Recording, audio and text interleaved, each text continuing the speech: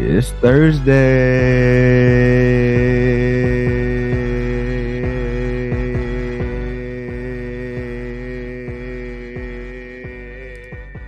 All right, And breathe. you know what that breathe. means. And you know what that means. That means we're here in the Nerds Underground. What is going on, y'all? It is your boy, King Cunch, here for another great night here in the Nerds Underground. We got a lot of your nerdy stuff to get into, from Marvel to Star Wars. Yo, like throwing in a little bit of the boys in there too, talking the end of that too. Like, bro, we got a lot to get into tonight. Got a great guest tonight. But as always, I got the best co-host on YouTube in the building with me, my man's Justin. What's popping on, my dog? Not much, man. Nothing freaking much, bro. Watch the Cowboys get hopefully beat today.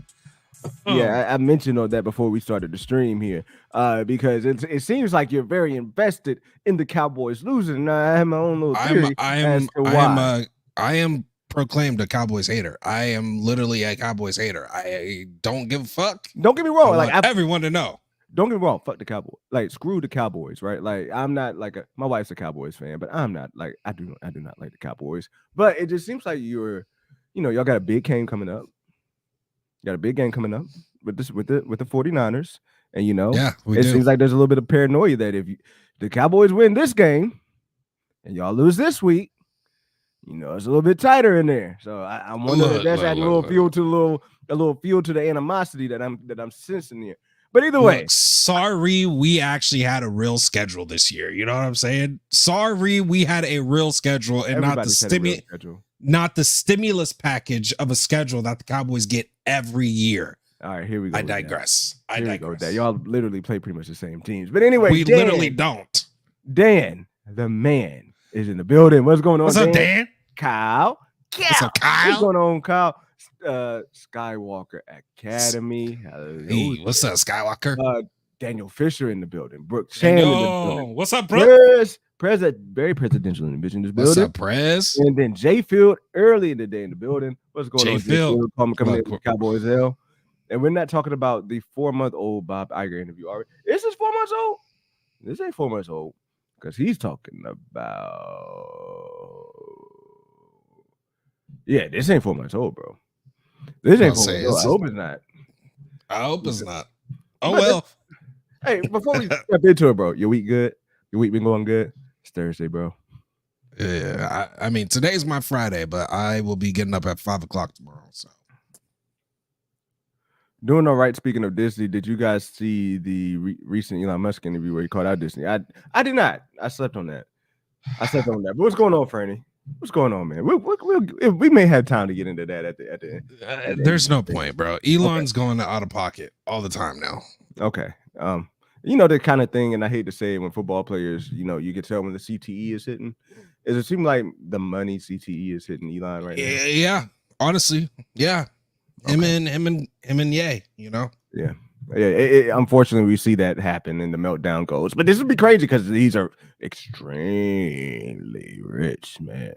And I don't know if any man with this much money has ever, with this much power too, without fucking Twitter accounts, has ever gone crazy. Jesus Christ, bro. With that being said, I might get to that point where I delete Twitter. But I'll tell you one thing: I'm not going to Threads.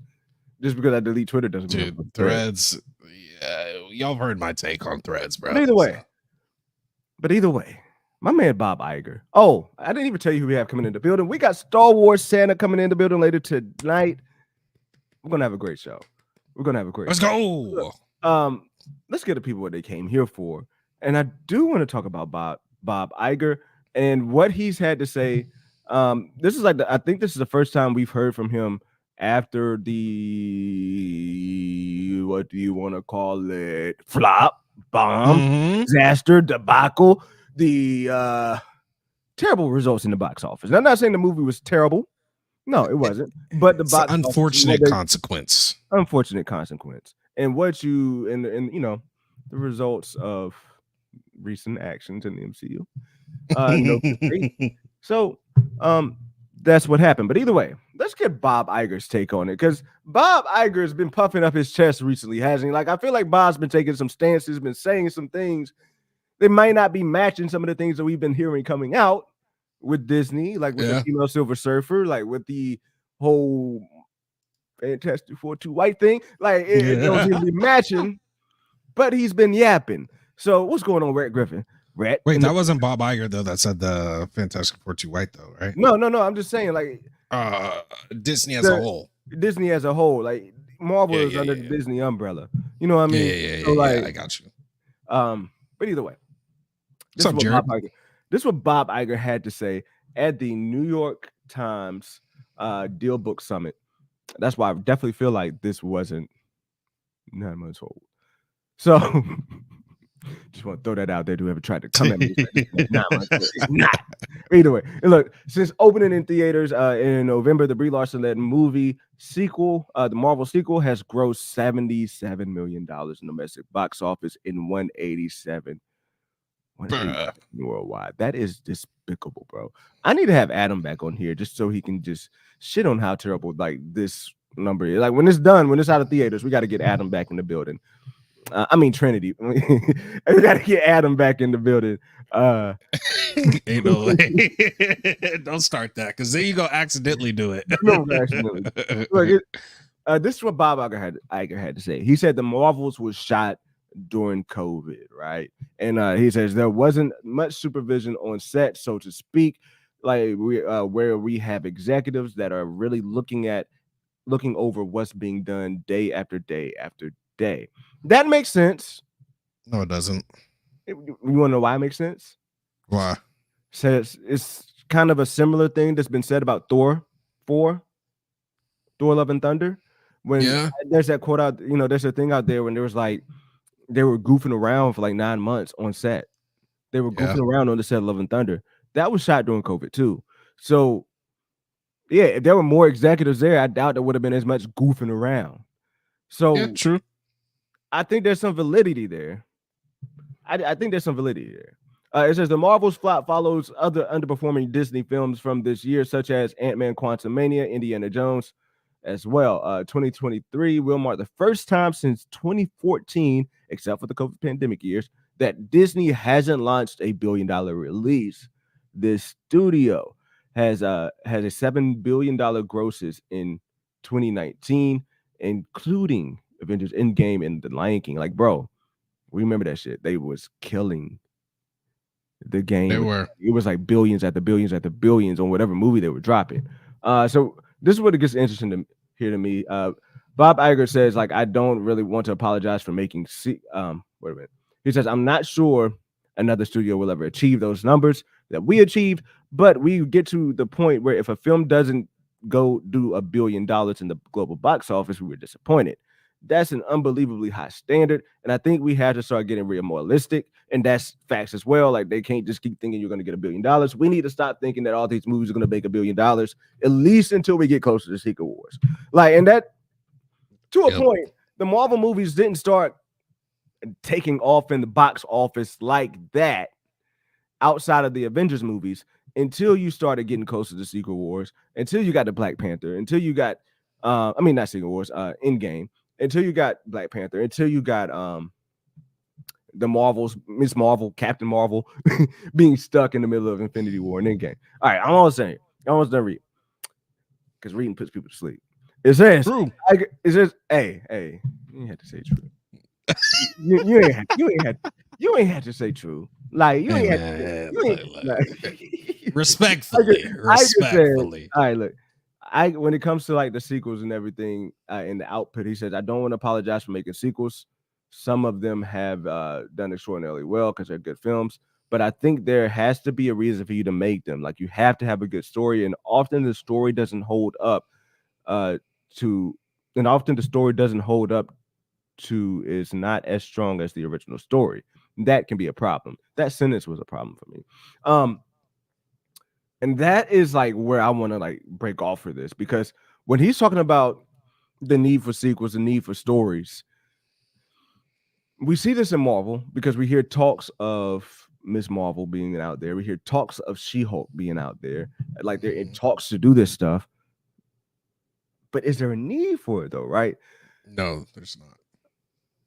But one thing that people are really kind of questioned about and wondered about when they hear the word sequels, when they hear the word, whether the story is worth the appearance and things like that, they start thinking about Star Wars.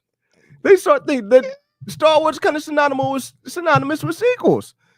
But I'm gonna tell you, Star Wars got a new life right now. There's like a breath of fresh air amongst the Star Wars fan because you got Dave Filoni coming out here. You got Dave Filoni stepping into the COO role. You're hearing a whole bunch of things getting thrown out and around there. And I am not. You see, I got a Marvel shirt on. I got one Star Wars Funko Pop, but there's somebody out there who was very busy during this season of the year. That I find it a privilege to get this man out of his busy schedule to come in here at least for a few minutes to grace us with some Star Wars knowledge. Definitely, bro. Coming all the way from the North Pole. I don't even know how his signal is that strong from up there, but he's got it. We got the one, the only Star Wars Santa in the building. Star Wars Santa, how is it going, bro? What's going on? Oh, it's good to see you. There you go. There you go. Hey, I've got the hat right here. I'm ready to go. Hey, we're set. If I can't see, I can put on the glasses, and then we're ready to go. Hey, we're ready to. Hey, those elves. Are those elves like kind of giving you trouble? I know I remember they were kind of trying to unionize and strike up. But those elves up there in the North Pole, you heard they were unionizing. What? Yeah, they're trying to unionize on Santa because people out there saying Santa doesn't feed his elves and treat his elves right. I mean, look, okay. The number one job for any elf anywhere is working at the North Pole. The reason is they love what they do. They love working here. They love making toys. We don't need none of that unionization nonsense. We get happy elves and we're making toys. Well, life is good. Life is good. Life is good. Hey, I don't know if you're being real with me or if that sounds like a boilerplate PR answer right there. But you're here. I'm talking to you, so I'm just gonna I'm gonna let that slide and DM the elves. Oh man, I'm not going the Elon Musk route. Thank God. Thank God. Thank God. Because then I don't know how my daughter will get her toys eventually. But oh man, we got you here, Santa, because we want to get into some Star Wars, and it's one of my favorite things here in the show to bring people in who can share some knowledge, share some light on some pretty good perspectives on things. I just want to ask you here. This is the first time I got to talk to you, and work's been crazy. I haven't got to hear from you in a while because work's been crazy, and I haven't been able to catch your streams. But how are you feeling about Dave Filoni and Star Wars? Look, I'm very optimistic about it, and the way I see it is the last time Star Wars, Lucasfilm, really had a chief creative officer, a CCO, was when George Lucas was at the helm, because the stories that he considered canon were the ones that came out of his noggin, right? The other stuff, he pretty well just pushed off the edge and said, well, that's adjacent. That's story adjacent. Right. That's not my story. Right. It's fine. So he stayed out of it.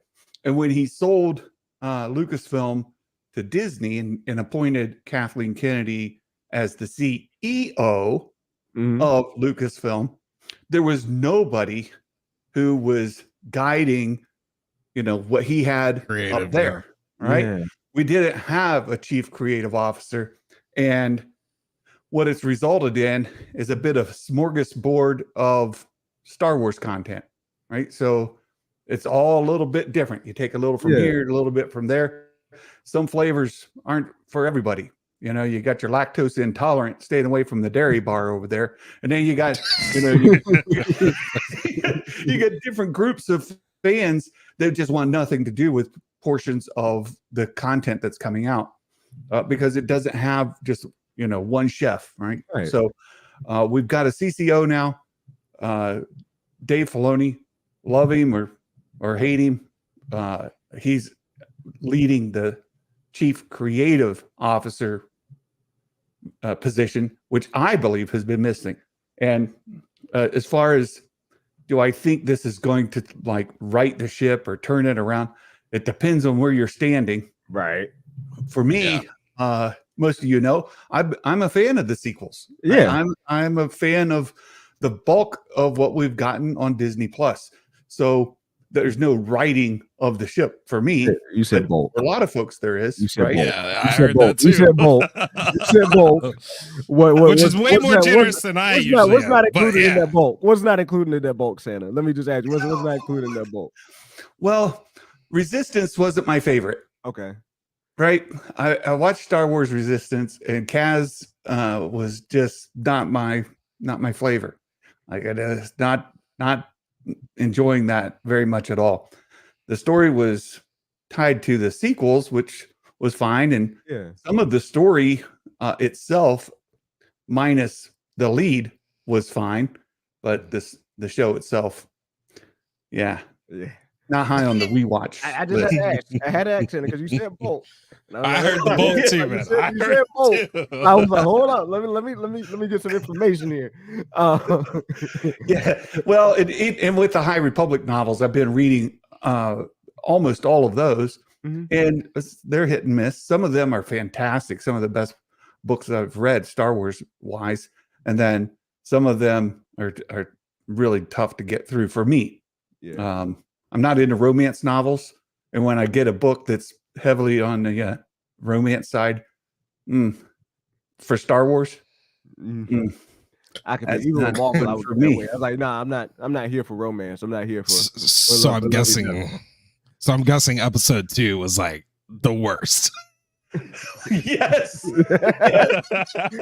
Yes. Attack of the Clones is the worst. By far, yeah.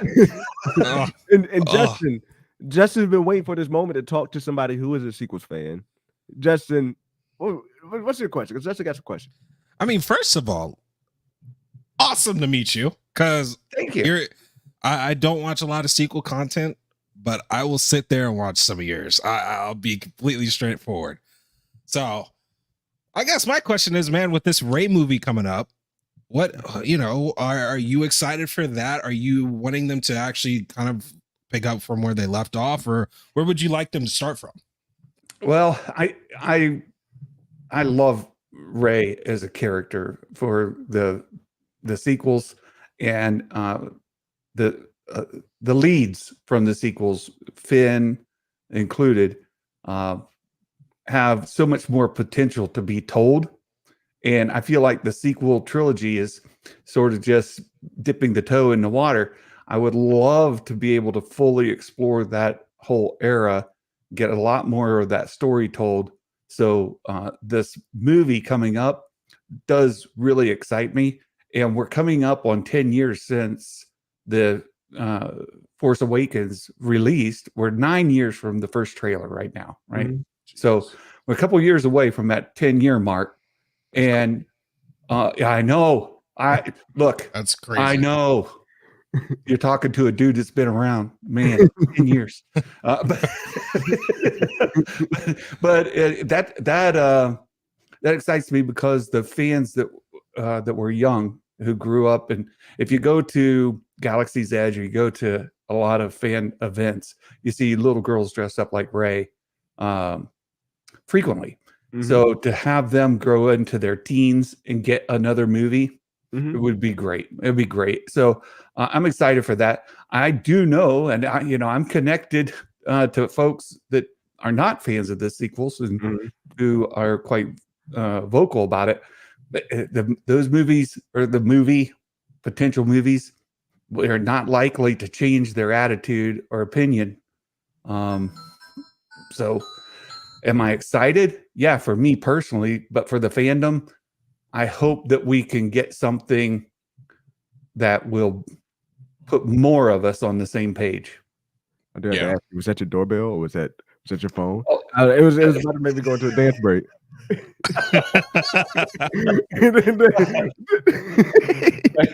Right. It's good stuff.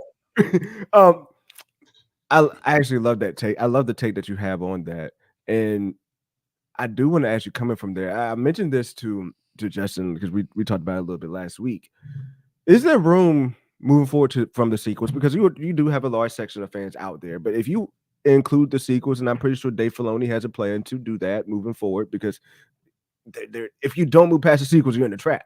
So where is there room for Rey to become this type of Jedi that's not in the forefront? Like, is there room for Rey to not be pretty much the Luke Skywalker Jedi or the Anakin Skywalker Jedi of this post sequel era? And is that even doable? Like, is that necessary to you? Something's spinning. I don't know if I'm still there. Oh, there you go. There you go. If you go back to some of the EU content that we had years ago, there's Luke's Jedi Academy, and there was a whole series of books, about a dozen of them, all. Oh, it's North Pole. It must be snowing. North Pole Wi-Fi. It's the North Pole. It's got to be snowing in the North Pole. We're man. We're here. Okay.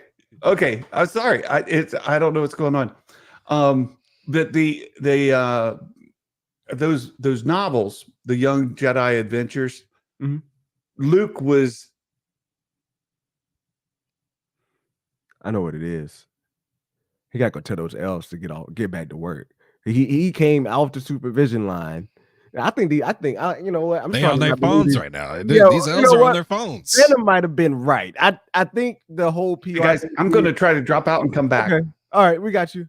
Okay, I'll be back. Look, I think the whole maybe they do. Maybe they can't unionize, bro. Maybe they can't unionize because they supposed to be working right now. Scotty steps up. I mean, he said Scotty. Santa steps out for like 15, 20 minutes, and they're all trying to watch Squid Games reality show on Netflix. Bruh, come on, man. Elves, do better. Do better, man. Elves. You got kids that look. I don't want to say up to you, but you know how much kids. Dang, come on, bro. You ain't had to do them like that. You didn't have to do the elves like that. Like, I know they out here like maybe capping for some work. Maybe they're being a little bit. Maybe they're showing off a little bit of Gen Z traits from not wanting to work hard. Yeah, you know what I mean? But you don't gotta come here to hype, bro. I'm just saying, man. Look, that's the elves are watching the stream. Only to see if Santa is gonna come down there and put the law down. Yeah, that's the only reason why they watch it. I guarantee when they saw, hey, Santa said we're gonna be right back. They're like, he's coming. Get to work. Hey, but Santa had a good point though. Like with the sequel, with what he was saying about the sequels, and I do hope like what I think he was about to get into was talking about the EU stuff. And Dan the man in here, he's been going ham. Dan going ham. There's been a couple more people in the chat. Oh, who popped in? I'll come through. I saw Peter Parkers is in the building. Peter Parker Peters is in the building. Griffin, right? Griffin. Oh, I already said what's up to Rat. You missed. You late on that one. Oh, my bad. Lou, what's up, Lou? Nikki's in the building. Lou is in the building. But let's until Santa get back. Let's hop on. He says, "Man, let me tell you something, man. Get with the Rey era. Yeah, the Disney sequels aren't what we wanted them to be, but the comics are fixing them. Plus, the potential is insane." He goes on to say, "Rey can teach her students beyond the concepts of light and dark, which could lead to a Jedi civil war. But we could also have others like Darth Talon and Darth Jar Jar. You heard me right, as opponents. The prequels got the Clone Wars saga. Oh, okay. All right." You're joking about the Darth Jar Jar though, right? Like maybe not. Maybe he's let's not. Not make Darth Jar Jar a thing. Let's not. What's going on, Zach? How you doing, brother? And we got Trev in the building. He says, "I wanted an animated Luke Skywalker's Academy show. Stay far away from the fucking sequels as possible." Trev. Respectfully. So do you have to jump ahead into the future, Trev? Where do we have to go? All right. I think he got the elves back in line. I hope so. Where the elves slack? We had a theory, Santa. Yeah, they're on their phones. The elves were on their phone watching us stream, and when they saw that you was getting off the stream to come over there and put some law down, they said, "Hold up, he's coming. He's coming. Get back to work real quick." Where they sweating? Like I know they be sweating. Exactly.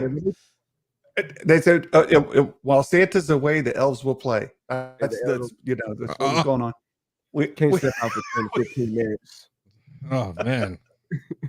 Oh man. And can't trust them. They don't need to unionize. I'm with you. No, it's like trying to manage a bunch of children. You want me over. Yeah, I no longer think that was PR spin. You want me over. I'm corporate America. Corporate North Polian over here. So those young Jedi adventure novels. Luke was kind of story adjacent to those. The kids were out on adventures all the time. They were discovering things. They were running into different situations. Luke would every so often show up to kind of save the day, but mostly it was the kids doing the work. Think like Harry Potter and Dumbledore, right? So Dumbledore's the professor, and the kids are always out there. Every now and then Dumbledore comes along to save the day. It wasn't all that different, right? So the young Jedi Knight novels Trev's talking about. So he wasn't really there central to the story. We could have something similar with Rey in a post-sequel era where she's around. Then we've got young Jedi, or we've got Force users out there on different adventures, discovering different things, and she's story adjacent. She comes in from time to time, but I think that's a possibility. You say, but I want to tell you what I'm really hopeful about. What I'm kind of excited about is this other galaxy where Peridia was. Yes. Because that galaxy, we don't know the history all that much. So you're not tied to like the sequel or the prequel, the Clone Wars. You're not tied to Palpatine. You're not tied to anything. And you could tell stories in that galaxy involving, the Force and all kinds of adventure without worrying about stepping on timeline things. You can go back in time, you can go forward in time, you can do anything you want. There's nothing to say that galaxy doesn't have a highly populated, advanced. Oh, the mails are back. Man, they need to cut off their Wi-Fi for a little while. My video went down again. But there's all kinds of stories that can be told. Don't tie people into what happened in the prequels, original trilogy, or sequels. Now, let me ask you, Santa. You mentioned that going over there and doing a new story, but can I ask you this? At what point is that maybe stepping away from Star Wars? Like, is that point where you do step away from what we have in our world? That's been my hang up, is if you really go full forward and going, if the galaxy becomes the story and not a story device to move the story forward, does that still, does it still feel like Star Wars? Like, do you think there's like room in the fandom or room in, for people out there that's like enough to be like, yeah, we are really just ready to step away from the Skywalkers and to step away from, the past and to just go full whole with the Force, but just in a different galaxy and different stories? Is that like really? Yeah, you've touched on something that is really a core question, I think, for Star Wars fans. Is Star Wars more than the Skywalker saga? Is it? For some, how you answer that answers what you want to see. There are people who Star Wars is Luke Skywalker doing the Luke Skywalker. Other people, it's all about Anakin. It's all about Darth Vader, Palpatine. And if Star Wars to you is limited to the George Lucas era, right, prequel, original trilogy era primarily, if that's that's the lane you've got to work in, that's the parameters you have to work in, then going out to Peridia or doing things post to sequels or anything like that is going to feel foreign to them. And I don't know how you can address that. And I mean, are we limited to just doing content in the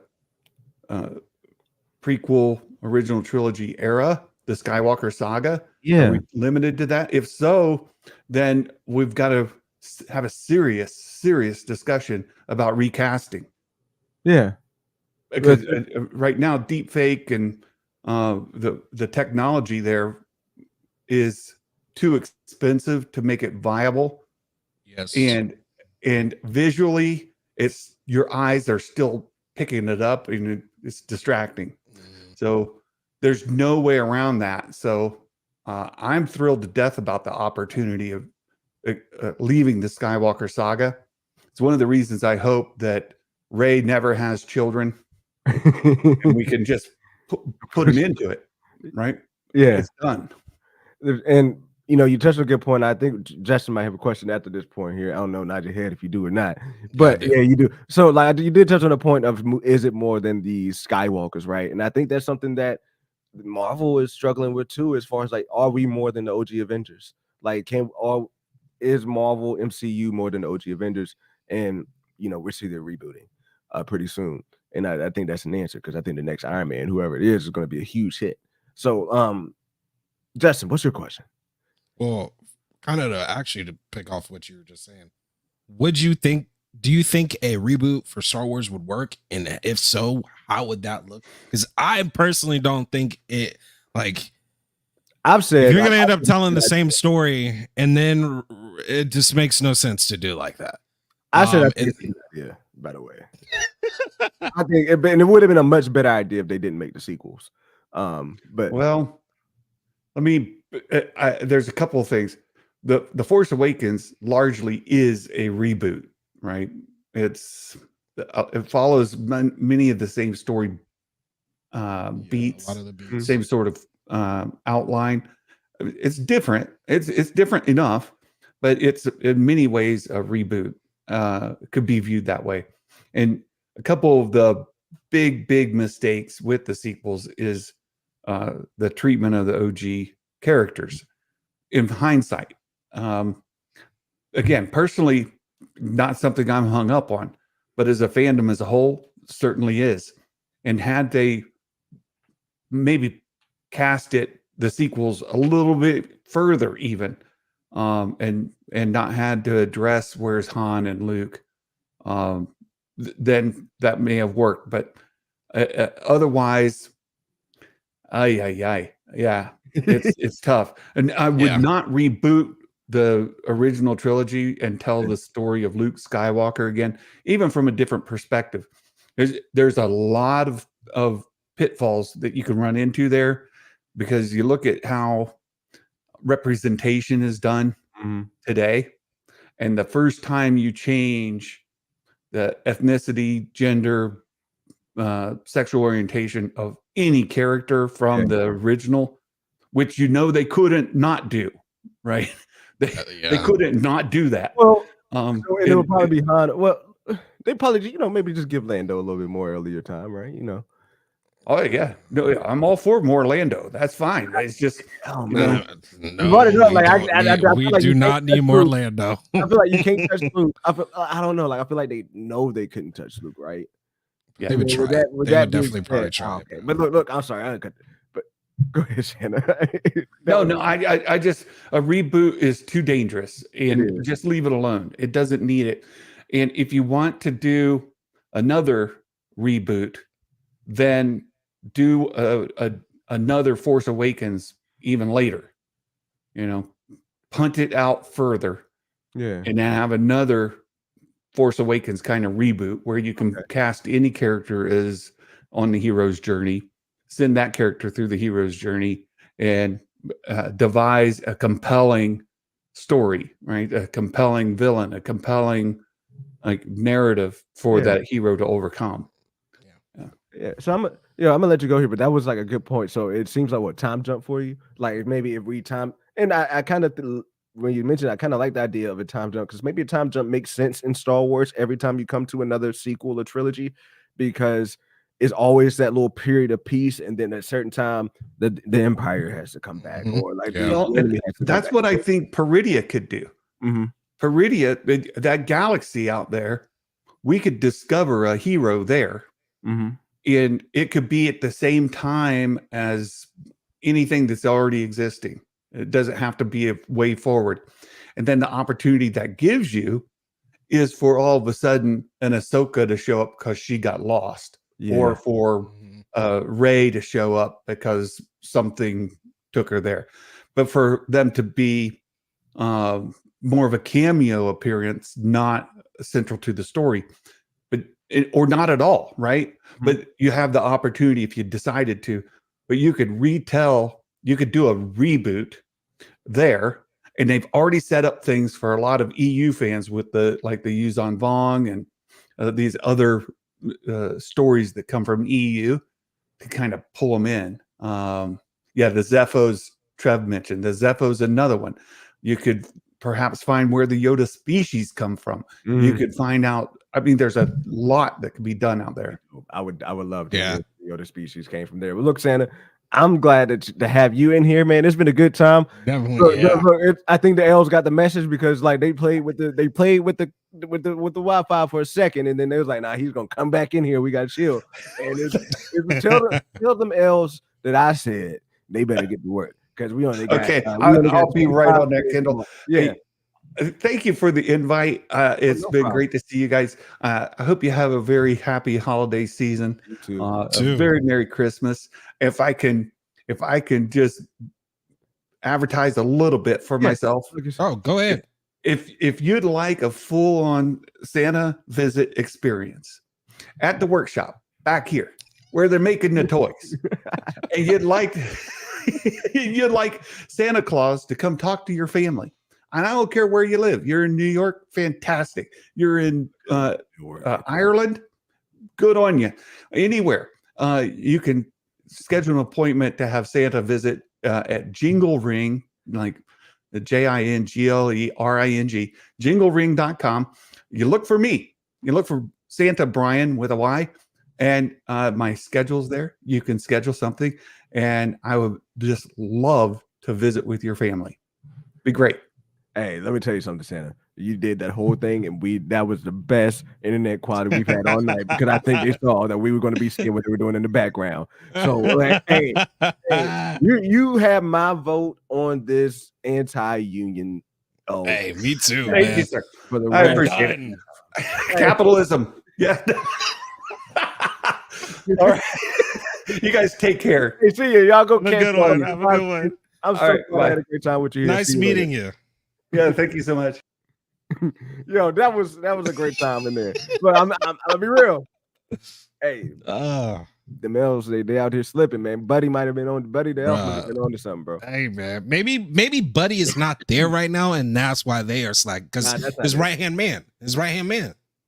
Oh, you think Buddy's the right hand man now? Yeah, man. Buddy been putting in the work.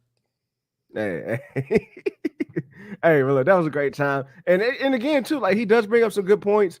I never thought about like how tragically they could really get with like if they did reboot it, like how tragic things could get.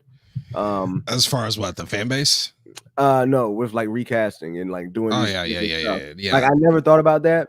But yeah, all I thought about was how cool the graphics could look. You know, just the breath of fresh air of the look. But no.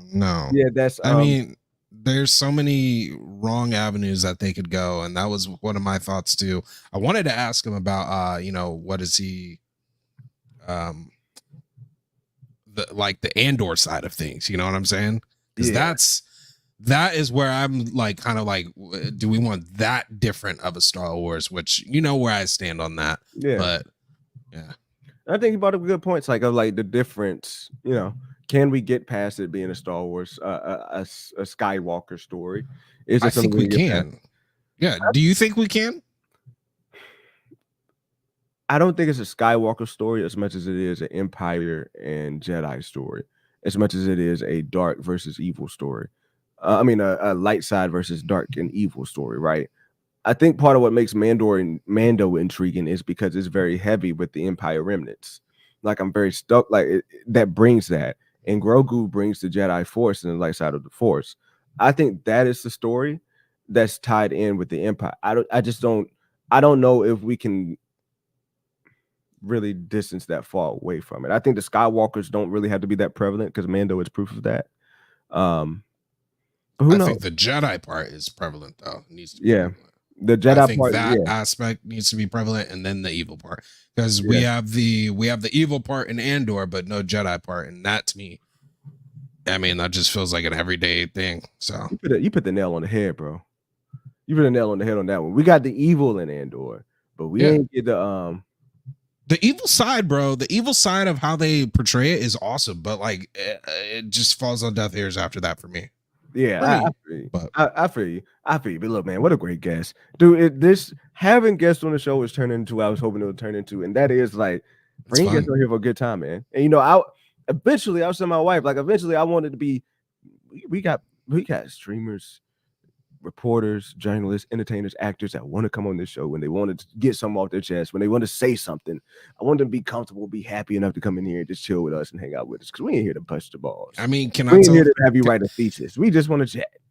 Can I tell the people what you came to me with the pitch of this for was? Yeah, sure. Yeah, we want this to be a Pat McAfee-esque type show. He said it again. Did I say McAfee? Yeah. Pat McAfee type show. Pat McAfee for nerds. Pat McAfee for nerds. Comedic informative. Yeah, exactly. That's what we want to be. Comedic informative and damn goddamn informative. I can't talk when I called it McAfee again. Oh, you can put it in. You can put your thesis in the chat, but if you want it to be read, it's got to be a super chat. Either way. We're not there yet. At what point can I be like, remember your super chats at the end? Now I'm playing. Every comment important. Dude, every comment's important. But look, every comment is important for sure.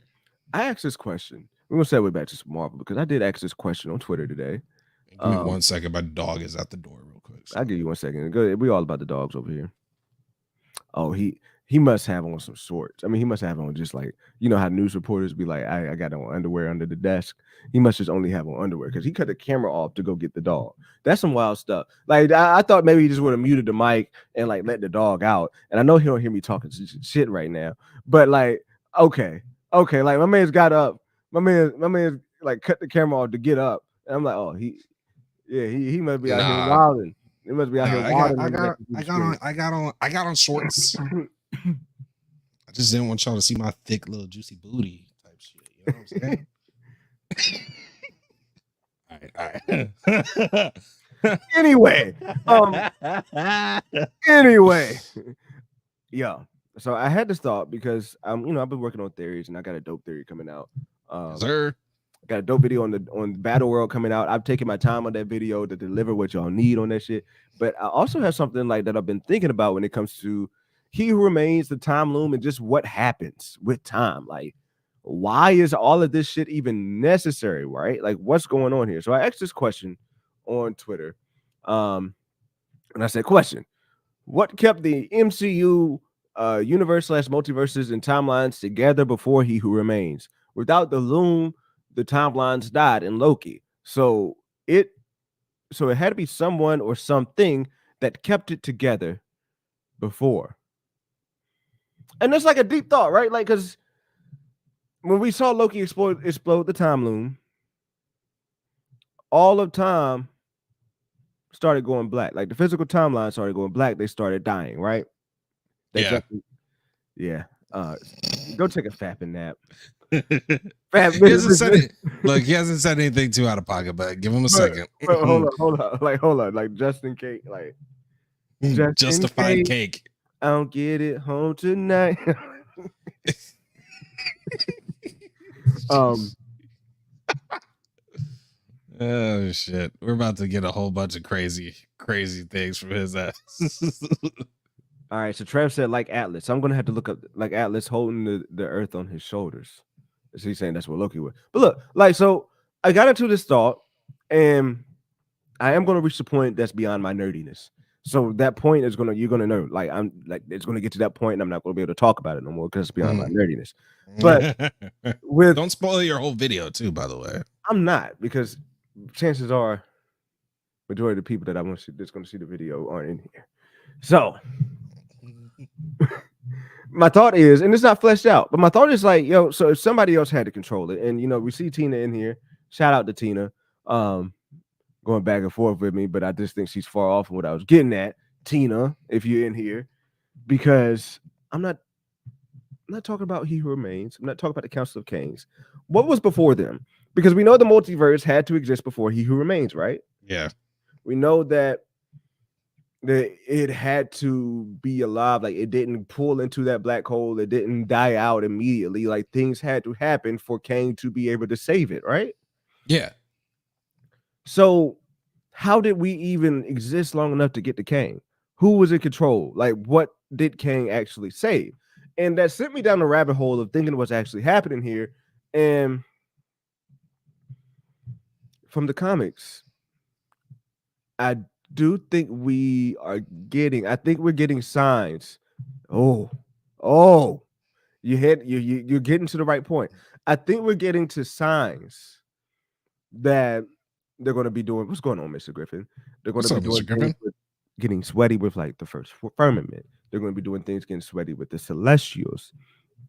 Remember what I said though, right? What'd you say? When we stopped and looked at it, and it was like a ship. Mm-hmm. Said what they were on looked like a ship. And you said it kind of reminded you of Nowhere. No. Oh, was that Nowhere? No. Yeah. I don't think so. You said it kind of reminded you of the celestial head. Maybe you're talking about Arishem. No.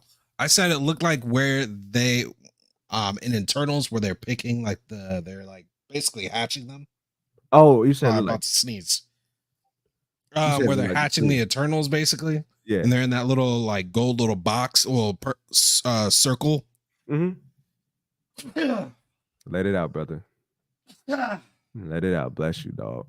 Man. But it looked like one of those. Each one of those little like windows that was around them. It looks like one of those. That's why I said, like, I want to say, I forgot what episode it was, but Parker Peters. What did Parker Peters say? I don't see Parker Peters. But yeah, like, and I think that could have an element to do with it as far as maybe it's some of that tech. Maybe they're in the same realm. The Celestials have to play a part. Eternals was way too random. Not exactly. Yeah. So it started to get into like, damn. And it's coming around. Why did Eastern Searcher have to use the Power Stone? That's a good question. I don't want to take it there because that is a good question. And I think it might be a James Gunn thing because James Gunn thinks that he created Infinity Stones in the MCU. Either way. Hey man, let that man believe. Thing. You know? But the whole point is like,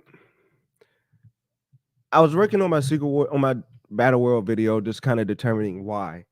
And it seems like here, if you look at the first firmament, and that's where like I do hit the wall on my education of it, because my only experience with the firmament comes from the Defenders Beyond. Like, I don't know where to really look into like more on the firmament, or if there's even more out there on that. So I'm really not, maybe I should just pull up a comics explain something on that or something. But like, that's where I'm kind of stuck at there.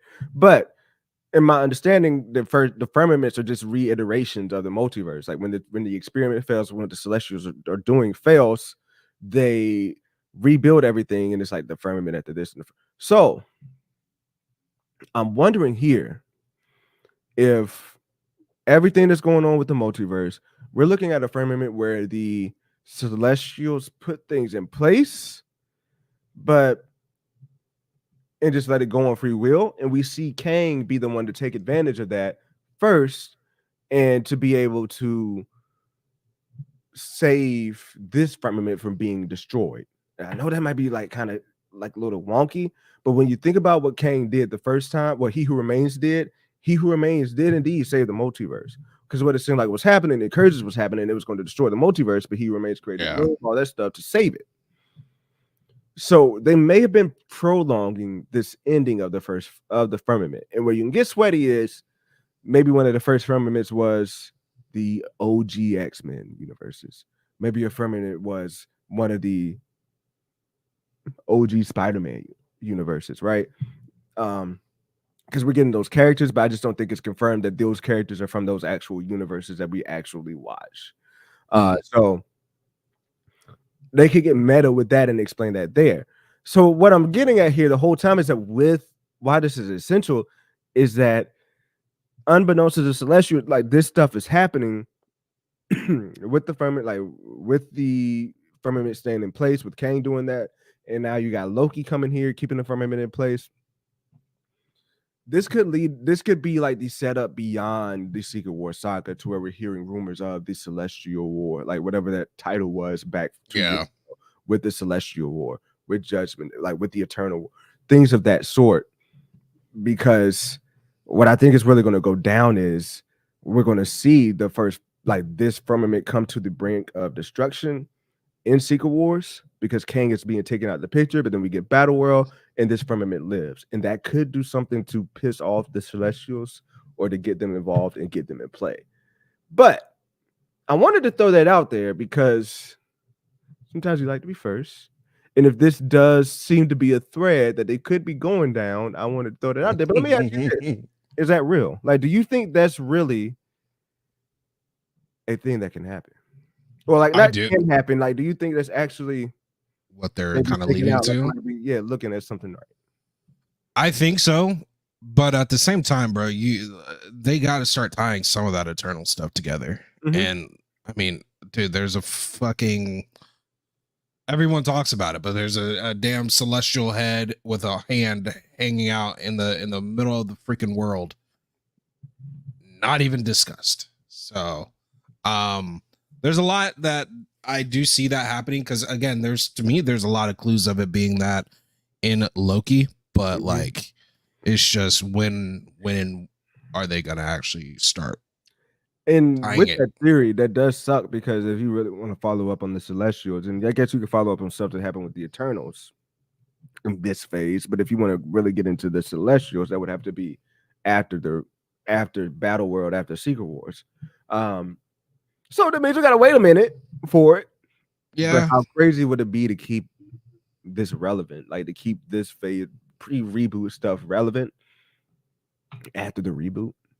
Like, to maybe pull that off, because you had people go back to the Eternals.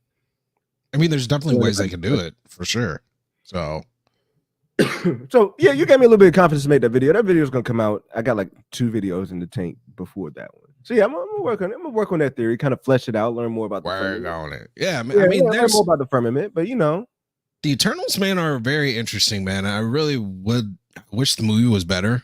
But I also wish they would actually kind of like deal with some of the things that happened in that are not just Eternals based shit. It's world based shit. So that's why I am annoyed by that movie at the same time. So,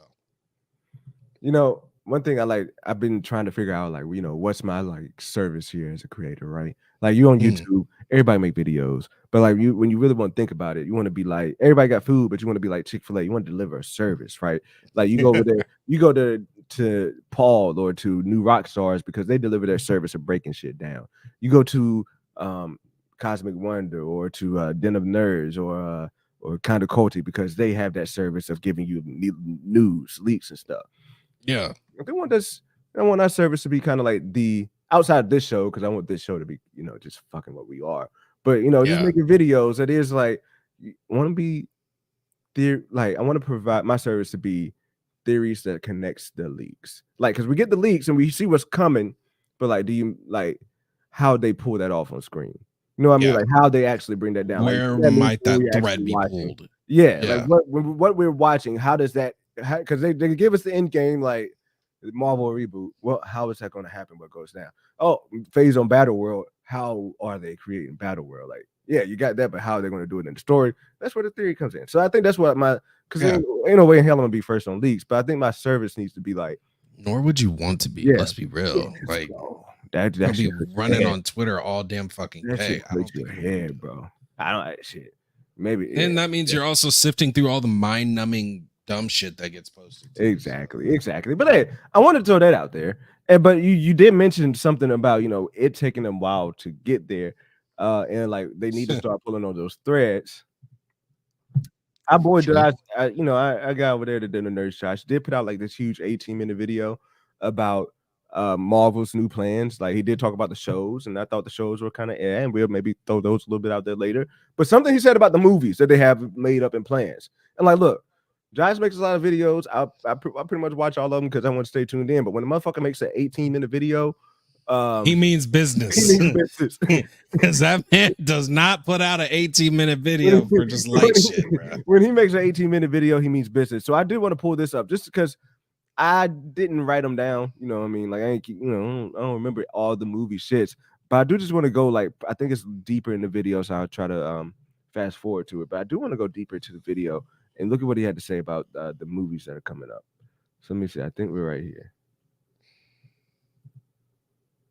Of Secret Wars and likely a co-villain with Kang. Go check that video out. But I find this really interesting, like him just bringing Doom connected in the way they use. Like, I would love a show with doing a bigger I should have done a better job of fixes figuring out where we're at. Maybe they're looking at, again, just a little bit, just making it much bit. bigger. They have directed some Loki, but and Justin Benson, directors for the Kang Dynasty, actually fixes that problem. Maybe I'm not understanding. But now let's get into the movie side of things. This is really interesting. Here we go. Daniel says in his report that they are looking for a director. And I need to subscribe to Daniel Rickman on the we Kang Dynasty. I need to sign up to Daniel Rickman on Patreon. Pixar Sam Raimi like, and Aaron he's going to be dropping the news on Patreon. The next thing we're about to talk about is Daniel Rickman on Patreon. They have directed some Moon Knight. They have directed some Loki. But I still think it would be absolutely wild to just give them one of the next two Avengers movies. I don't think that's a good play. So I think it's probably going to be Sam Raimi or maybe some surprise pick that we're not hearing about. But of these, that Marvel Studios is not dropping Kang. He is some look bad that Jonathan did, or what's that contract will be, could have said my imprinting the makers a really not over Marvel Studios right now. Now Daniel also says that Destin Daniel Crichton immediately began work on Shang-Chi 2 after not doing Kang Dynasty anymore. And that's really interesting to me. To me, that suggests that some of the Kang stuff that Destin was maybe working on in the Kang Dynasty is going to be put in Shang-Chi 2, which will be dope. Later on. Yes, talks about how Shang-Chi 2 is a stepping stone. Like if Shang-Chi 2 becomes a movie where we've heard that maybe that movie's going to take place brilliant because they're going to fight against Shang-Chi 2 is that one new character that worked pretty cool. Now this is where it gets really interesting, and I think this is really the strength of what Marvel Studios has coming in the next couple of years, and their real chance to. Were you about to say a point on that? No, I just it's really annoying that when did Shang-Chi release? Oh man. Yeah, we don't want to go there, but yeah, it released like 3 years ago. It's to me really sad that it has not, been capitalized on at all. So yeah, that's just how I feel. It's very annoying because that was to me one of their bright shining lights besides Spider-Man and what was the other one? Oh, it's 2021, so it's been 2 years. But by then it would have been a lot of years. Yeah, by the time it would release, I mean, we're looking 2026 at least 7. So yeah, no. Turn this around. Daniel first talks about Deadpool 3. He talks about a lot of stuff we've already known, how important this movie is to Marvel Studios, but just a lot of emphasis here in this reporting from Daniel that Deadpool 3 is I like the music he's been putting in the background lately too. It's going to directly set up Secret Wars, and Marvel is hoping that the movie is going to be so fun, it is going to get audiences to be excited for Marvel movies again. Right now, it's just super course correct. I'm trying to get to where he's listed out the name of wherever the TVA MCU, a soft rebooted MCU, or Shang-Chi's place are likely to be the new MCU, a soft rebooted MCU, which will take place after Secret Wars. Daniel then goes on to talk about how Spider-Man 4, Shang-Chi 2, and in some ways the Fantastic Four movie, they're also all going to be stepping stones recently. And Daniel, people are going to be going on. So while Spider-Man 4 may not actually just combine both universes, it's very much still going to have multiversal elements. Maybe these will be saved for the end of the movie in a post-credit scene, but the film itself is going I don't want to stop on that point right there for setting up Secret Wars. Yeah, so like Spider-Man 4 to me, if Sony has any fucking ounce of a brain, Spider-Man 4 is the end of Across the Spider-Verse saga. You have Beyond the Spider-Verse coming out in animation, but Spider-Man, the Web of Life and Destiny, all that stuff, like there's a way to take everything that they've been doing in Sony and tying it in where like from everything they've been doing with Sony and tying it in to the Marvel universe. Yeah. And having Spider-Man 4 be the conduit of that happening. So the whole Web of Life and Destiny thing falling apart, like Miguel was warning, have that fallout happen in Spider-Man 4 and let that story end in Spider-Man 4, possibly with Miles and Peter as the last to do it. I think I finally said something that Trev likes. Trev said, I agree. Hey, just clip it. Fucking damn it, clip it. But no, like seriously though, like they have to. It's Spider-Man 4, which where Tom Holland just falls into the Spider-Verse saga in live action would be great. Exactly. Like, go for that shit, bro. Go for that shit. It's more so like, bro. It is what I'm looking for, Jay. I hate this contractual shit that they're in, man. Yeah. Sony just dangling, because I honestly feel like they'd be really like this would be really soon. Yeah. If they didn't have to fucking yield to Sony. Yeah. Yeah. That shit's annoying, man. It is. G2 we already talked about. It's very likely to have a lot of the Earthbound Avengers, like maybe even the MCU 616 Illuminati going back in time with Shang-Chi to I don't fight know why I against didn't hear the this Kang music variant, the and this will obviously set up the major conflict of the Kang dynasty. And it's a really weird choice of words here where Daniel's talking about their movie Earth, this after Deadpool 3. That's totally. I have Doctor Strange 3 and Black Panther 3. Daniel says that Eternals 2, Thor 5, Doctor Strange 3, and Black Panther 3 are in early development. Now, this is interesting. First thing I want to say, this is different than Miss Marvel Season 2, Moon Knight Season 2, and She-Hulk Season 2. Right now, Marvel is discussing whether or not to do any of those Season 2. But this new batch of movies that includes Eternals 2, Thor 5, Doctor Strange 3, and Black Panther 3, bro, they've been on top of it, man. They've been on top of it. They are actually starting to create these movies. And I personally think it's safe to say a lot of those movies will be leading up to Secret Wars as well. Okay. So, like, I want to touch on that shit right there because Black Panther 3 is huge news, and ironically, I stopped it right here at this screen. But you want to know what I think would be, again, like a Spider-Man 4 4D chess move. Like, if they did what they did with Spider-Man to make that lit and Beyond the Spider-Verse, what they should do with Black Panther. 3. Black Panther 3. I'm gonna put this up here because it leads way for that to happen. Fantastic Four comes out before Black Panther 3. And here's where I kind of just know this isn't going to happen. I put out a theory a long time ago that Fantastic Four needs to take place in the alternate universe. Let Shuri cook. Yeah, I put that up there. But like it's way for this to happen.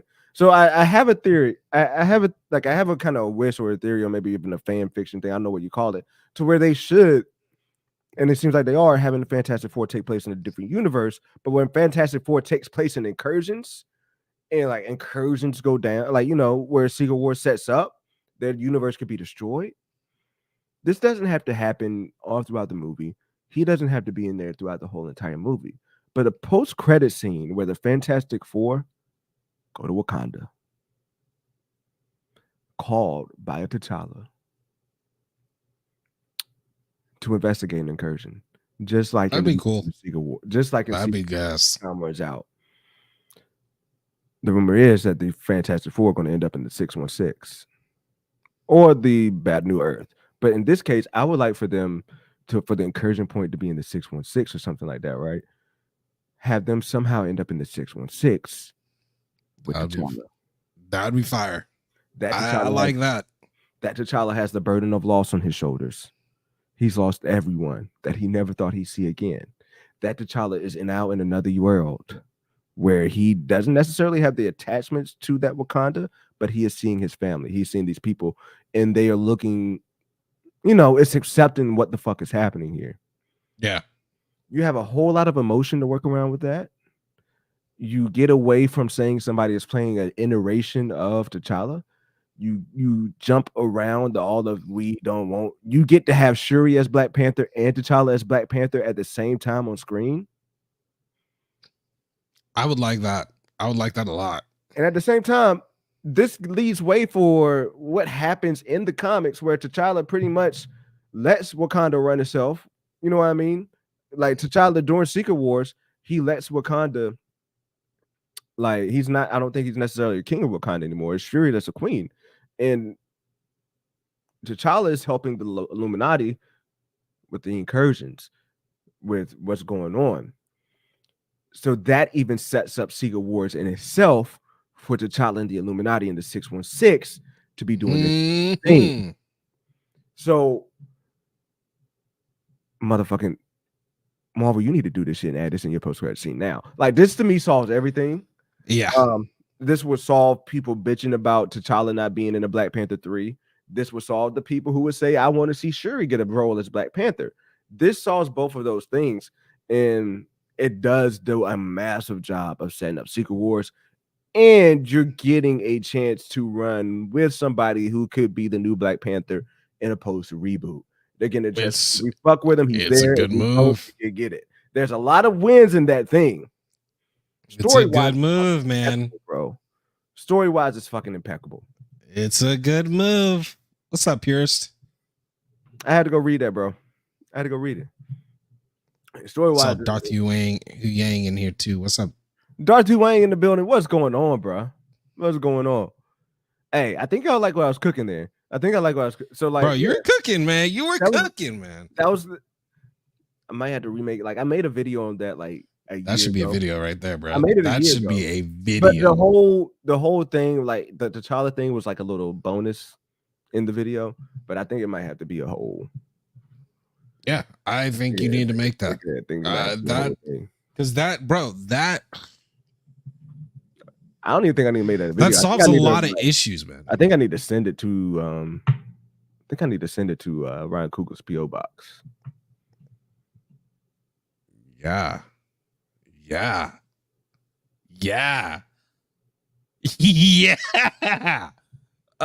Like, look, man, I don't even know why that's a question now. You need to do both. Put some pressure on them.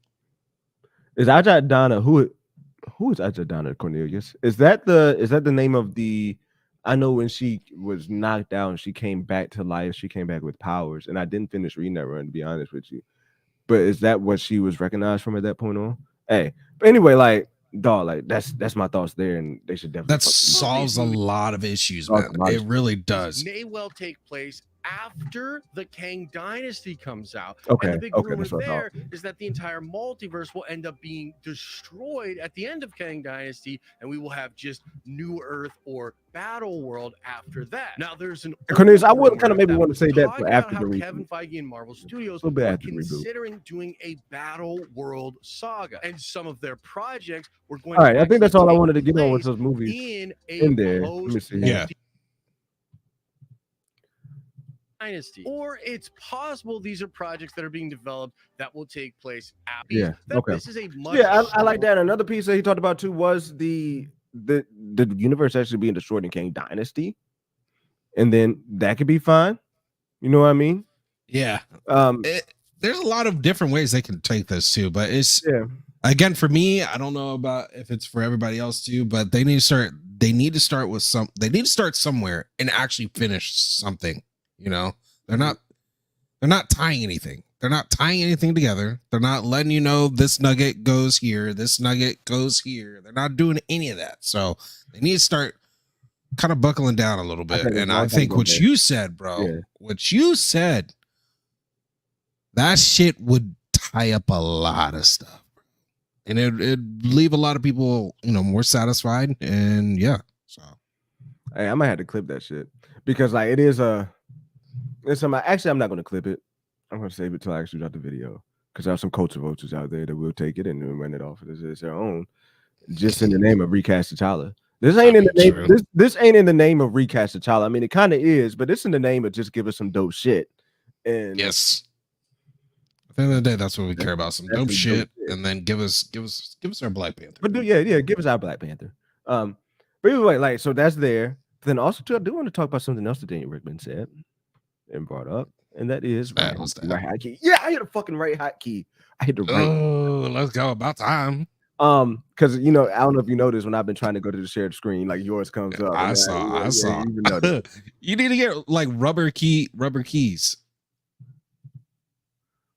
It probably did, just Daniel, because Threads just takes your Instagram. Wait, what? Because Chadwick's account popped up on Threads on his birthday. But that's easy work because you just go from Instagram to Threads. Well, that'd be his estate doing that though, right? Huh? Yeah, that'd be his estate. Yeah, it's not him. It's not a ghost. It's not a ghost. It's just his estate. No, like it doesn't just go by itself. Oh yeah, no, it didn't just pop up. We know it didn't just pop up. Yeah, I thought you were trying to say it just no. Look, all right. This is Marvel Studios. Another thing that came out, there's a Marvel Studios reportedly wants Thor 5 to have a darker tone. Gareth Edwards is one of the directors that the studio is eyeing to helm the project. I don't know much about Gareth Edwards. Me either. And in a world where I prepare for the show a lot better, I would know a lot more about Gareth Edwards. Let me see what he's done here. I love the way it sounds when I type. He did The Creator. Oh Lord. He did The Last Jedi. Well, this is just where some of his credits are.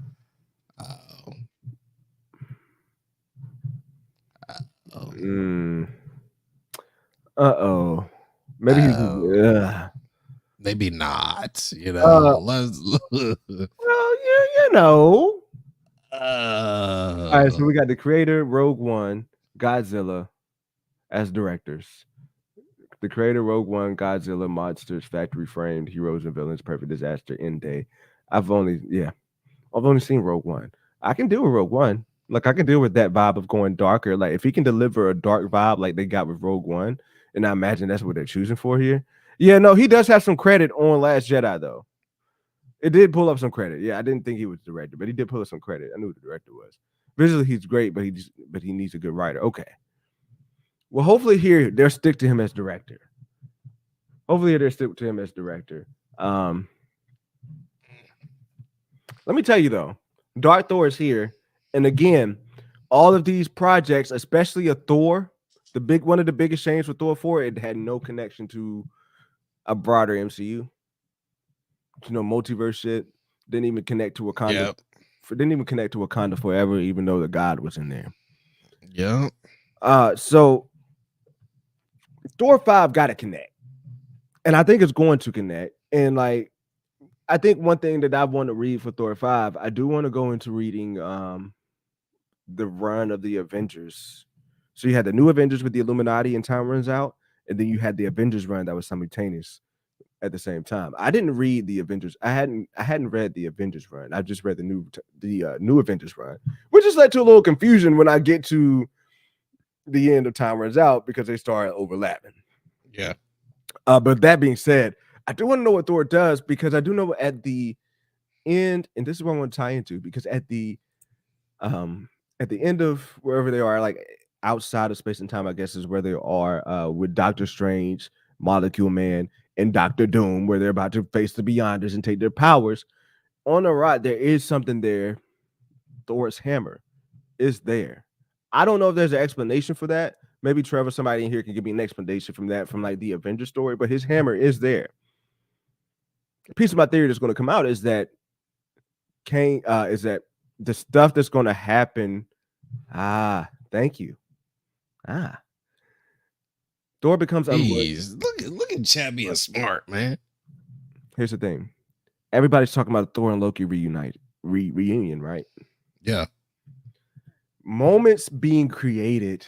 Moments. I'm talking about moments that we saw in the MC, like the snap, like moments like the fight between Tony Stark and Cap.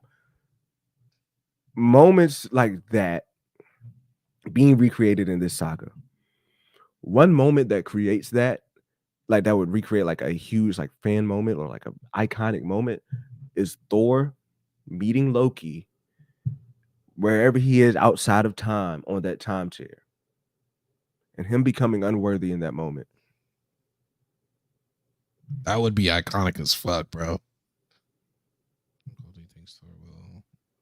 And hey, if he realizes his powers as the All Father, even if that makes him unworthy of the hammer, like they don't have to depower Thor because of that, right? Like it doesn't have to make him unworthy. But Love and Thunder was, but here, like him meeting Loki, coming to a certain realization, can maybe make him not worthy of being the king of Asgard or having Mjolnir. So that to me creates one of those iconic comic book panels. Like it's one thing that a lot of people really love for. It's like when the moment on screen matches the panel. And I just love for Thor 5 to take Thor to a place, because it seemed like they tried to do there. It was a joke, it was a shit show, but him getting to eternity is like getting to that place outside of the MCU. It's like taking it there cosmic wise, but it was just a shitty execution. But the level of meeting somebody like eternity is a big fucking deal. Yeah, you have like a serious tone of Thor doing some next level shit. And Eternity is his daughter. Eternity is the perfect person to maybe even help have some of that shit be a story driver to lead him to outside of space and time. Yeah. So that way, like I said, I got a whole theory of like the whole battle world and the final battle in Secret Wars that goes down with the Beyonder and Loki and Wanda and Doctor Strange. Like that takes place by Loki's throne. And it would just be dope to see Thor's hammer on that throne as that battle is taking place. Yeah. So yeah, I say his daughter, but I'm talking like love.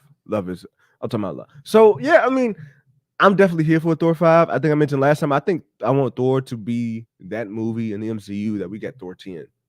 Fuck it. Like even after the reboot, make it Thor 6, make it Thor 7. As long as Chris Hemsworth wants to play, I would be down. I would be down for that too. Yeah, like I want Thor to be that Fast and Furious, bro. Yeah. Let's not compare. Okay, let's yeah. My only issue is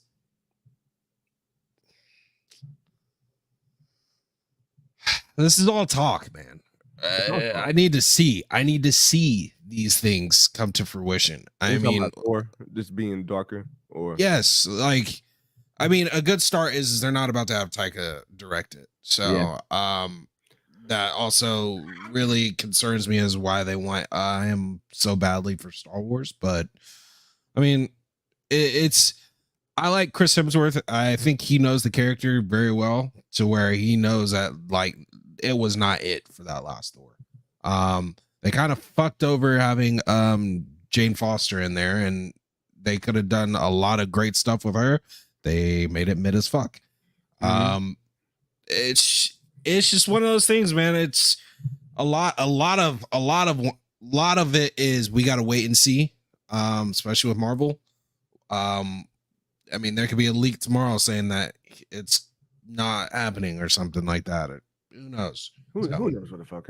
But like you did touch on something there when it did come to, again, the mid as fuckness of Thor: Love and Thunder. And like, yeah, man. Look, Taika's quotes about him saying it was just for money, you know what I'm saying, that shit. And then on top of that, you got Taika's quotes, and then you got just kind of what we heard about what was happening during COVID. Like to me, the biggest deal is it wasn't just the Marvels that had a lack of supervision during COVID. That's like that kind of confirms the suspicion, right? Like we all had the suspicion that Feige didn't have his hand on this shit as it was coming out. And I think in that interview too, Bob Iger mentioned that, you know, the Disney Plus stuff, the amount of things that were coming out made it harder to have that supervision. That being said, there's no better example or proof that supervision was not on a project than Thor: Love and Thunder. That's true. No better example. Like you can say you didn't fuck with Ant-Man 3. I don't know. Like to me, it's Thor: Love and Thunder is unanimously to me one of the worst movies. If you want to go Ant-Man 3, seemed like Ant-Man 3 was. I don't want to put Ant-Man 3 in that category because I don't think they were goofing off on set. I just think they were just. I just think they're misguided. Yeah. There's no way they were goofing off on set with Jonathan Majors on there. Spider-Man wasn't being filmed during COVID, was it? I don't think it was. I thought it was done. When did no Way Home film.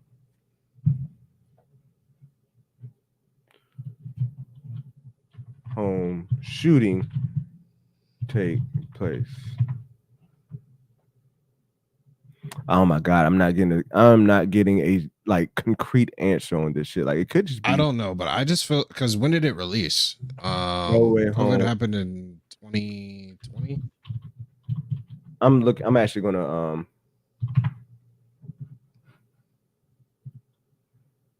when did know it? God fucking damn it, Google. Give me what the fuck I want, Google. You know what? Fuck this shit, Google. Like really, Google. Like I really just typed in when did No Way Home start filming, and they're giving me things about like Spider-Man 4. Filming took place. That's not what I needed. 100%, Jared. It did not look finished. Yeah, okay. I'm done looking for this shit because that's ridiculous. Like I really typed it in. Did somebody put it in the chat? Nobody put it in the chat. Damn, I was hoping somebody put it in the chat while I was looking. Cyber says Spidey definitely was filmed during. But even COVID. then, bro, best believe like Spider-Man was one of those that the supervision no one was missing there. That though. The supervision was there. Chillin says filming wrapped March 2021. So yeah, it was during that. We were doing COVID. All right. You know what? These years have been moving by wildly, and I don't know when things came out. To be honest with you, 2021 and 2020 feel like the same shit to me.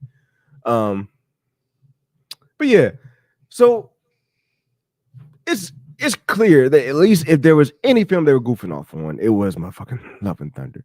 And yeah, bro, what's going on, Drippy? He said he's back. What's up, Drippy? Drippy thinks he's one of those people now, right? Look, he said I'm back. I got the horns on here. But look, even if you think it's better than Ant-Man 3, the point still stands that you can tell on Ant-Man 3 they weren't goofing around, and that just means it's even worse when you put in that effort and it's still some shit. When you put in some effort, you're not wrong. Shit, yeah, you're not wrong there. It was just, bro. But I can't say it's better. I've rewatched Ant-Man 3 like 3 times. I will never rewatch Thor 4. I tried to rewatch Thor 4 again, and I didn't make it. I rewatched Thor 4. To me, it's really trash until you get to like the last maybe 20 minutes. It's really trash until you get to the last 20 minutes. Then it's just like, okay, if y'all would have carried this through, okay, we might have had something. Then it gets ass again. Then it's ass.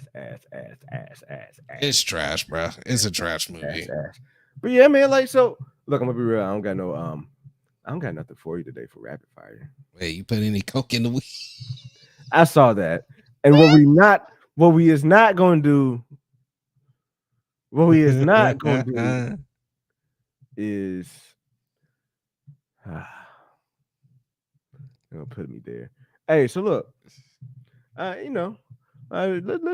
look at some shit, bro. I ain't got you with rapid fire today. What we got? But yo, what's the best way? Okay. I know how I can set this up now. Boom. Oh, I can't open that in a new tab. That's crazy. Damn, that's crazy. You can't do that in a new tab. All right, bet. Look. The lack of gore blows my mind. Same. What did they say? The lack of gore in the movie blows. Yeah. Dude. They just straight. That's the other issue with Marvel, bro. They straight up be wasting some great Marvel talent. They do. Emilia Clarke, Samuel Jackson right now, like that's a disgrace.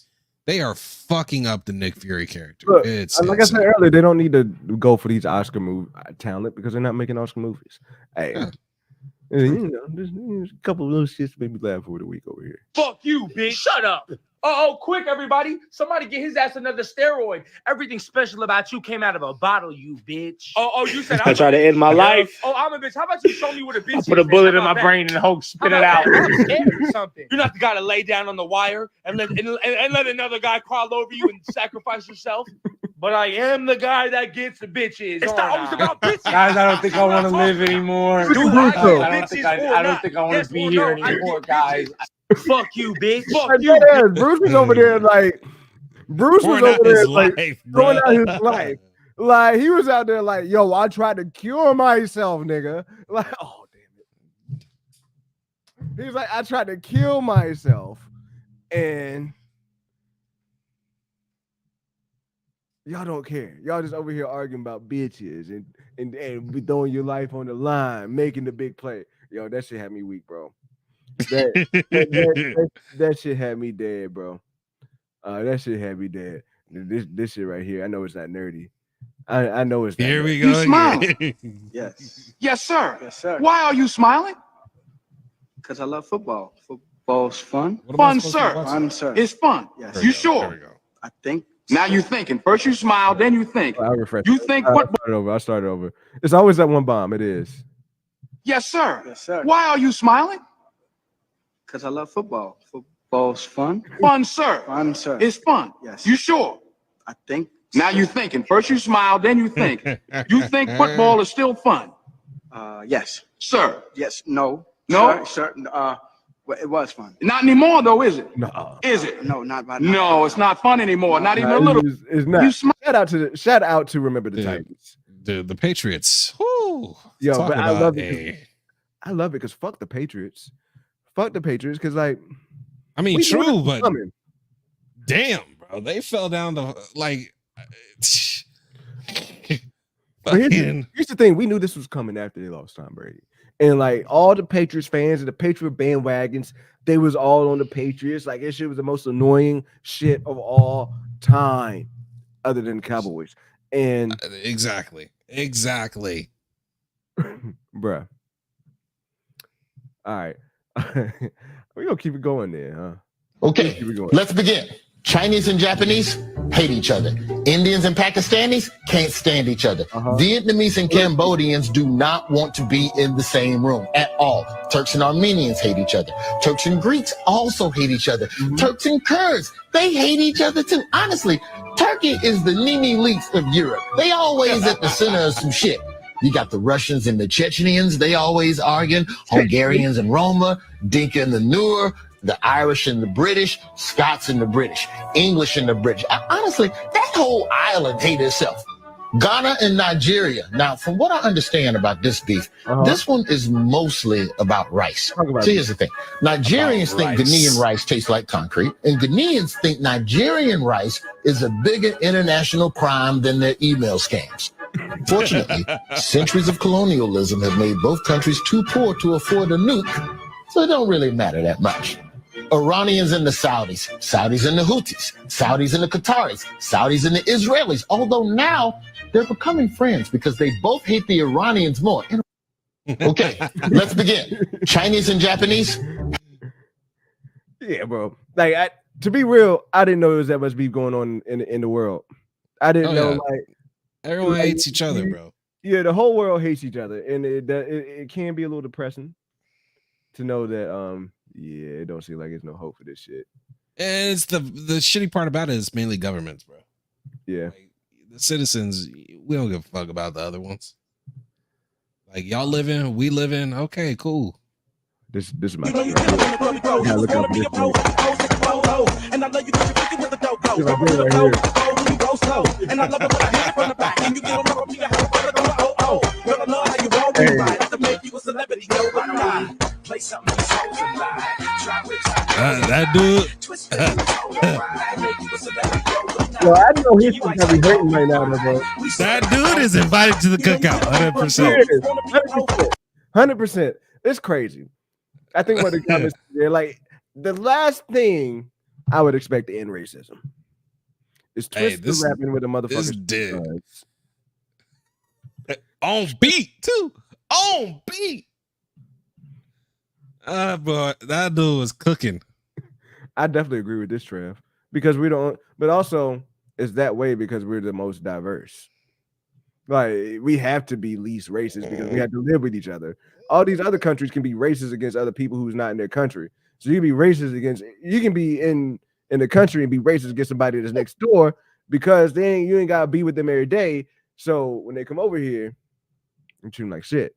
And you get away with it because they ain't citizens. They don't live there. That's my roundabout way of saying it. And because we better people. It's just because the situation we in got to make us be that way. I mean, yeah, kind of. Yeah, kind of. He don't like my world views, y'all. He's in my world views. My world views. They're on, but like that, I don't know if it has to do with us being neighbors and having to deal with each other. All right, let's. We're still pretty fucking hateful over here, bro. This shit was actually kind of cool. I wanted to play this. Is it true that you're once in conversations with Spider-Man creator Stan Lee about creating a DVD comic where you'd play basketball by day and fight crime at night? You did some research, man, because now people don't know that. That's so sick. Yes, and big shout out to rest in peace to Stan. We had this conversation years ago, probably 03, 04. I went to his office, and he's like, "I want to make you a character." He said, "I want to create this character for you. I don't know what it is, but I'm gonna let you know what it is." And he actually started doing. He created an actual comic book. I can't find the shit. I don't know. I don't know where it's at. But the fact that he reached out to me at that point in time. The fucking legend made you a comic book. And working on. Come on, bro. I wouldn't say it was a Marvel. You know what I mean? Yeah, but that's amazing. Yeah, so the fact that we had that conversation and that's more priceless to me than anything. You leave that part. You leave that part out. You don't know where the fuck that shit is, bro. You have the GOAT, the god of comics. First off, GOAT, kudos to Stan Lee for just meeting with Mello. Yes. Shout out to Stan Lee for just meeting with Mello. But Mello, you tell me you lost that shit, bro. Like, you deserve to get slapped in the face 3 times at least. No, the number of what was he, number 15? He deserves 15 slaps. Imagine if Mello had that shit. That's crazy.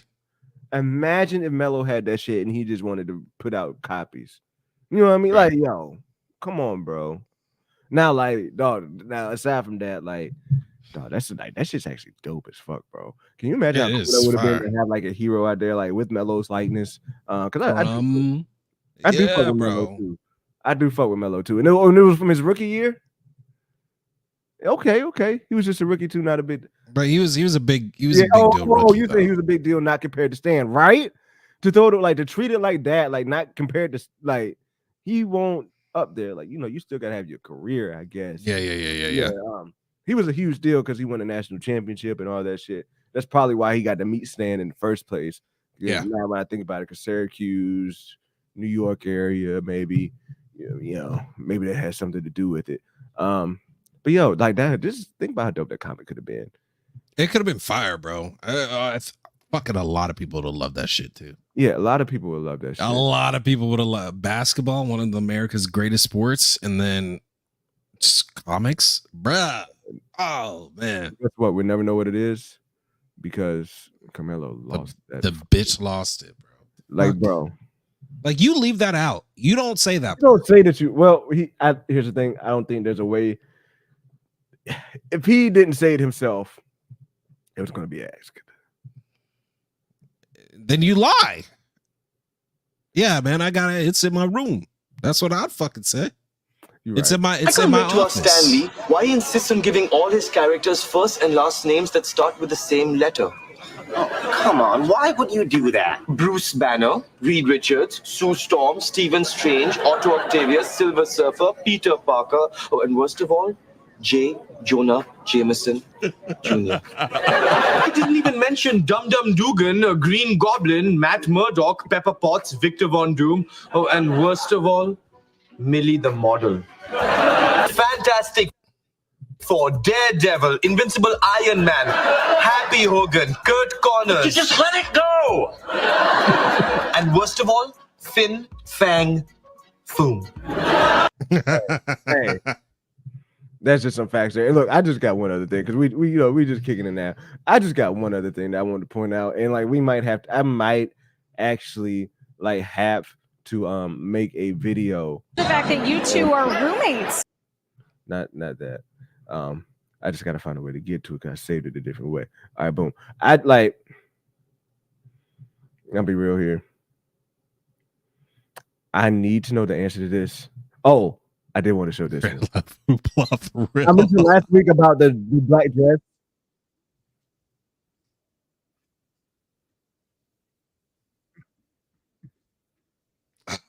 Yetis. Everyone knew this about Brie Larson, bro. But like, Jesus Christ, bro. It just pays them. Oh, I love this dude. This dude's funny. I can't hear it. Oh, you can't hear it? Oh. Views. This is the video with 11 million views. I guess women just get done. I'm not even here to comment on that video. I'm here to comment on the account that posted that video. This account here called Brie Larson's Black Dress that has 17.8 thousand followers. And that's insane. All the videos are just videos of Brie Larson in the black dress. We did. We talked about it. Something like this one over here that has 11 million views. This is the video with 11 million views. Just Brie Larson's burlap meat sex. The whole page goes on and on like this. Who is this dangerously horny man who made this page? I gotta say, he got too much time. Are fantastic. These gotta be post up. These like, come on. Like, if those are au naturel, then God has given her a +7 to mommy milkers. But just know that there's a guy out there who probably put 20 hours into cutting clips and making a page about them. Actually, this guy might be a hero. I didn't know about this before. Hey, and I'm in Appleton, Wisconsin, and Madison, Wisconsin, all weekend for shows. Come check out the shows. Follow me, you fucking idiots. I love that dude. That dude's funny as fuck. That shit was hilarious, bro. All right, one other thing. Dude, she got some big ones, bro. I don't want to say big one. They were just in a good position. No. Even in her straight up covered up costume, like they're there. They're there. Respectfully, Brie. Respectfully. Bro, can you answer this question? Wait. Sorry, I was reading what Drippy said. No, I just let it ruminate. Just get to it.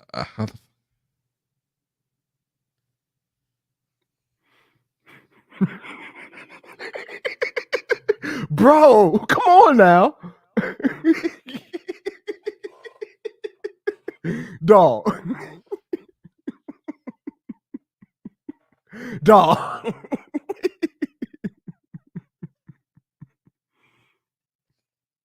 She knows sign.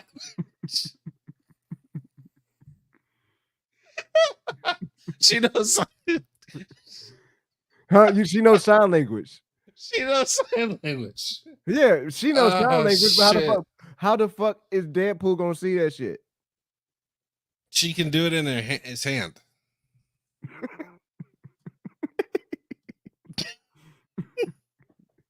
I don't give a damn about how she gonna understand Deadpool. This gonna be crazy. You look, I know Deadpool powers is hearing and shit. Like he can basically see what he can hear. But just the thought of Deadpool's hearing, knowing sign language, the visual language when he's deaf. I mean, he's blind, bro. Like that.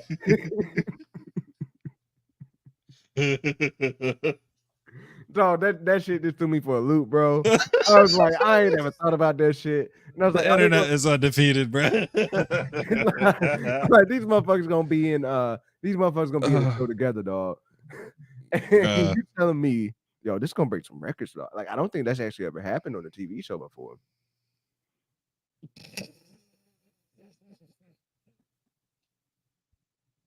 Shout out to Daredevil. Daredevil is the only person in here that can make this work. In this situation. Truly, I mean, truly. Daredevil is the only person in this situation. Now, like, it's clear, right? Like, if you want to just like give the obvious answer, he can read, like, he can see the motions of her fingers, I guess, right? Or the motions of her lips, I guess, too. No, it had to be fingers because she don't mouth shit. Yes, she do. When? I didn't see her mouth shit. I don't see deaf people mouth shit. I swear she did in Hawkeye. Could be wrong. I could be wrong, but yeah. I'm just saying, bro. This plot twist, man. With the plot twist. Like, look, it's gonna be one of them. We don't think about it too much, just because again, the obvious answer is, he can see. But goddamn, dog, like, yeah, that's a motherfucker. Did it happen in comics? Like, did they team up in comics? Like, how did that shit go down? Oh man, look, hey, the team up we've never asked for and never wanted, but might need, Hey, it's definitely help us tap into a different audience. So, jeez. Jeez. Oh, she does. Okay, she does mouth something. Oh my God, Fab and Nap undefeated. Your name is no longer chilling in the basement. She's a cutie though. I'm not gonna lie. She is a cutie too. So your name is no longer chilling in the basement. Chilling. It's fapping in the basement. I'm gonna see. I'm just calling Fab and Nap. Let's call him Fab and Nap. Oh man. Oh, okay. There was a recent Daredevil Echo Man. I think. Okay. I gotta check that shit out, man. Hey, but yo, anything you want to talk out, touch on, though. I know I have rapid fire, but you know. Man. I tell you what, it was actually really fun to actually talk about Star Wars a little bit, I guess. Yeah, it was better than talking about one thing that we ain't talking about today. Oh, what's that? What happened yesterday? I hope nothing else more than that Major's case. Look, man, at this time, bro, like get this shit the fuck over with, bro. Get it over with. It sounds like he's staying anyway. Other than that, I don't care. I just don't. It's been too drawn out. And it's drawn out some more. I didn't even bother to read the updates, bro. I just don't care. I was ready. I was ready to like get into the trial because I do want to know some shit. Like, I do want the information, but at this point, no information has come out for the last few months. I don't care at all. Whether you're gonna be. Look, man, all I gotta say is I really liked his last performance as Kang, and if that's the last one we're ever gonna get, then damn, he went out like a G. But like I'm tired. I don't care. I don't care anymore, man. I don't. Options are few. I hear you, bro. I'm over this shit too, dog. That's why we need to talk about it. It's so stupid. I know some people out there like they're salivating over that shit. Like probably got videos come out, drop it at this shit. That's one thing I'm happy about because after this shit done, that shit done. Like we might have like a good week or two afterwards, and then we're gonna have a little spurt whenever Marvel makes their decision. But after that, like the fuck. I mean, that's just not fun to talk about, and not fun to make your streams all about that shit. Not worth it at all. If the tunic don't fit, you must have quit. God damn it, Daniel, we're gonna end it right there, dog. Look, man, chat. I hope y'all having a good week. It's been a great week. I mean, it's been a busy fucking week. And like I said, I'm still fucking sleepy, bro. I woke up. I went to bed. I was supposed to like record my shit last night. Jeez. And I went to bed because I was exhausted. And if I knew I was like, if I try to record this video now, I'm gonna have to re-record it in the morning because my eyes was bloodshot. They was real low, like more red than they are right now. So I was like, man, I'm fucking tired, bro. And I went to bed, got a full night's sleep, and woke up tired, bro. So I'm hoping like I'm going out of town. Worst, bro. I'm going out of town. Like I'm taking a solo trip out of town because my homie turning 31. So I'm like, I'm going out of town there. So hopefully, like I can sleep past 8 o'clock and like just get a little bit more rest in. We'll see. But yeah, man, look, it's been a dope week. More importantly, it's been a dope show, bro. It has, man. Thank you, Santa, for coming through. Star Wars Santa. His link is in the description below. Subscribe to there. Somebody else's link is in there as well. His name is Justin, Justified MF over here. Go subscribe to his channel because he finna tell you when he finna be streaming. Yeah, I'm possibly gonna go live tonight. We'll see if we're a little late.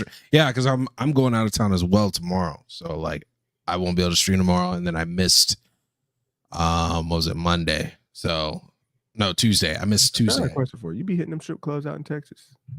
Hell no, bro. Oh, okay. I didn't know if you was one of the strip club ballers or not. Bro, it's the same thing with OnlyFans, bro. Why would I pay for that one? Hey, I didn't know. I didn't know if you was one of the people. I ain't never been to the strip club my when the P hub is free. You know what I'm saying? Yeah, I ain't never been to a strip club myself, but I was one. I want to judge. Yeah, no. The closest one I've been to is GTA. Okay. I catch you. What I look like spending my own money on that shit. That's why I don't never get, bro. I don't get it. So no. But yeah, I'm gonna probably stream later tonight.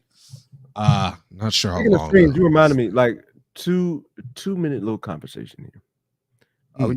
Do you think we are getting more Venom in DLC content?